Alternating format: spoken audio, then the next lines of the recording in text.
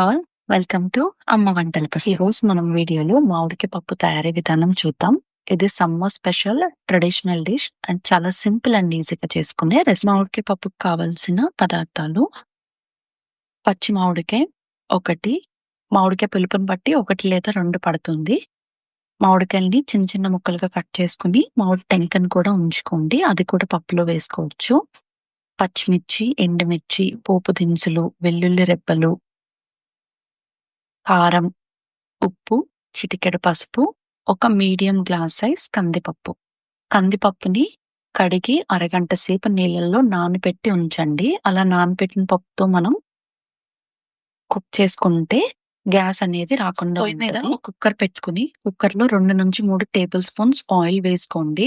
Oil వేసుకున్న తర్వాత oil మరుగుతున్నప్పుడు మనం పక్కన పెట్టుకున్న పోపు దినుసులు వేసుకోండి. నేను పోపు దినుసులకి జీలకర్ర, ఆవాలు, మినపప్పు తీసుకున్నాను.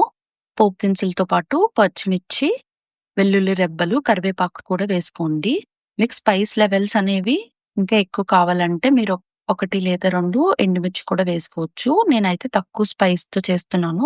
సో, ఎండుమిర్చిని స్కిప్ చేశాను. మనం ఏ సైజ్‌తో అయితే కందిపప్పు తీసుకున్నామో పోపు ఏగిన తర్వాత ఆ గ్లాస్‌కి 3 వాటర్ తీసుకొని కుక్కర్‌లో వేసుకోండి. ఒక 2-3 మినిట్స్ మనం అలా వదిలేస్తే వాటర్ అనేది బాగా బాయిల్ అవుతుంది. ఇక్కడ వీడియోలో చూసారు కదా! వాటర్ అనేది బబుల్స్ వచ్చి బాగా బాయిల్ అవుతుంది. ఇలా బాయిల్ అయిన తర్వాత మనం ముందుగా కడిగి నానపెట్టుకున్న కందిపప్పు ఉంటది కదా! అది తీసుకొని ఇప్పుడు కందిపప్పుని వేసుకోండి.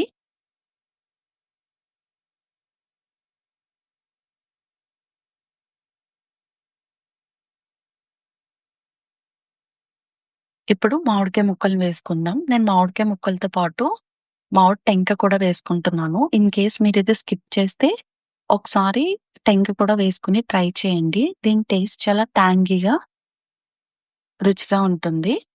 మీరు మామిడికాయ పప్పు చేసుకునేటప్పుడు టెంక వేసుకుంటారా? వేసుకోరో? ఒకసారి నాకు కామెంట్ సెక్షన్‌లో చెప్పండి.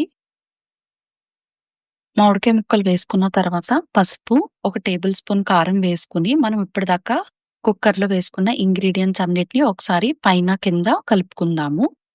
కలుపుకున్న తర్వాత కుక్కర్ మూత పెట్టండి. మూత పెట్టినాక ఒక 2-3 విజిల్స్ వచ్చేంత వరకు వెయిట్ చేయండి. విజిల్స్ వచ్చిన తర్వాత కుక్కర్ మూత ఓపెన్ చేసి పప్పు ఎలా ఉడికిందనేది చూడండి. ఇక్కడ నాకు పప్పు చూస్తున్నారు కదండీ! మెత్తగా ఉడికిపోయింది. మీకు ఇంకా పలుకు పలుకుగా ఉన్నది అనుకుంటే మీరు ఇంకొద్దిగా వాటర్ వేసుకోవచ్చు. అలాగే పప్పు గుత్తితో కూడా స్మాష్ చేసుకోవచ్చు.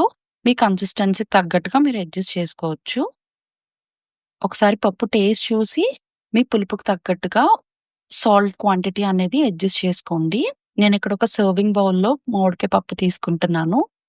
ఎంతో simple and traditional yummy dish అయిన మామిడికాయ పప్పు తయారైపోయింది. దీంతో పాటు నేను కొన్ని వడియాలు కూడా వేగించుకున్నాను.